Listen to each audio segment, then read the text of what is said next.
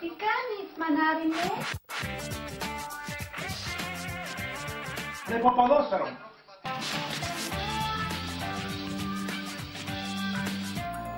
Έλα εδώ, θέλω να σου μιλήσω για τις διακοπές. Δεν μπορώ τώρα.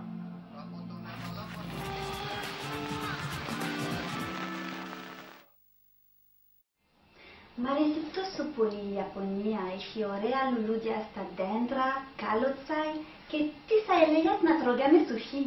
Σουσί, εγώ προτιμώ τηγανιτό ψάρι και καφέ. Να σου πω κάτι, μανάρι μου. Τρως πάρα πολλά λιπαρά και ο καφές δεν κάνει καλό στα νεύρα σου. Και σκέψου για την καρδιά σου. Περίμενε, μ' ακούς. Δεν είσαι η κυρία Ωνάση. Δεν έχουμε λεφτά για να πάμε τόσο μακριά. Εδώ δεν μπορούμε να αλλάξουμε το καναπέ και να πάμε στη Ιαπωνία. Εντάξει, ξέρω.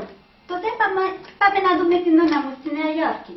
Θεέ μου, θα ψωνίζετε στα μαγαζιά και όλη την ημέρα μπλα μπλα μπλα μπλα μπλα μπλα. Η γλώσσα της πάει σαν πολυβόλο. Και τα παιδιά της είναι διαβολάκια. Θα είναι στην κόλαση. Και εγώ, Θεοδωρή μου, ποτέ θα γίνω μάνα. Βρήκα, θα πάμε στην Ιταλία.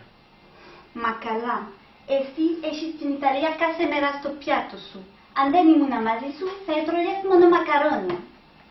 Εντάξει, οι Ιταλοί φτιάχνουν ωραία παπούτσια, αλλά το Παρίσι είναι πιο trendy και ρομαντικό. Ρομαντικό, συνέχεια βρέχει και κρατάνε μούτρα οι Γάλλοι. Και θεωρείς ότι είναι ρομαντικό να τρώνε σαλιγάρια? Ξέρεις, η Δίνα μου είπε ότι τα βγάζουν έξω από τα κελίτσι τους, τα ψήνουνε και μετά τα ξαναβάζουν στα κελίτσι. Δεν είναι τρελό αυτό? Αλήθεια?